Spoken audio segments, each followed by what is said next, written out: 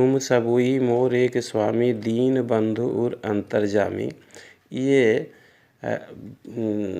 छंद जो है, वाक्य जो है, लक्ष्मण जी के द्वारा कहा गया है।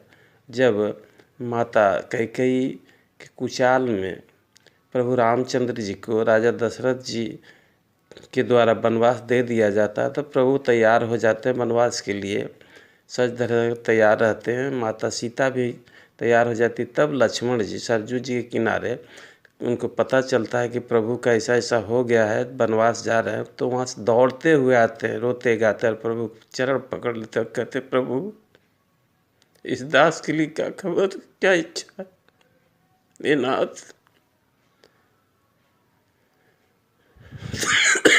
तो भगवान कहते हैं कि देखो लक्ष्मण, भाव में बहना ठीक नहीं है भैया। यहाँ पिताजी का हालत ठीक नहीं है, माताओं का हालत ठीक नहीं है, अयोध्या शोक में डूबा हुआ है, भरत शत्रुघ्न यहाँ नहीं है।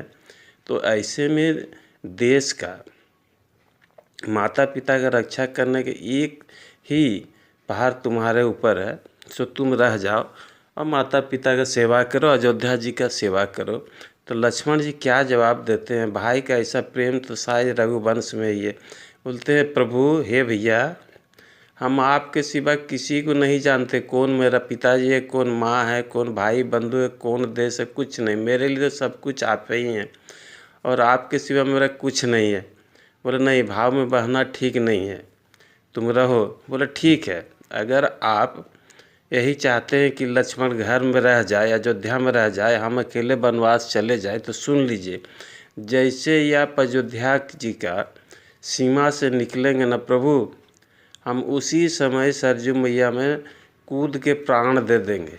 हम आपके बिना जी नहीं सकते। आप जहाँ मेरे लिए वहीं अयोध्या है। आप मेरे पिताजी हैं और सीता जी मेरी माँ है।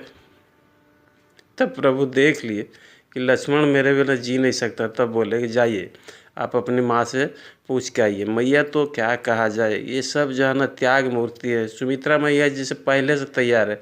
साफ कहती है जब प्रभु रामचंद्र जी बन जा रहे, सीता जी बन जा रही, तो आपका यहाँ काम क्या है?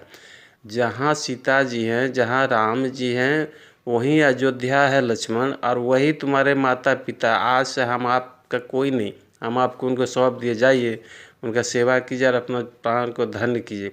और इससे भी बढ़कर उर्मिला माता कहती है कि जैसे ही गए तो आरती लेके खड़ी है और कहती है क्या कि हे प्राणनाथ, आप अपने कर्तव्य पथ पर आगे रहिए और मैं 14 साल तक आपके लिए प्रार्थना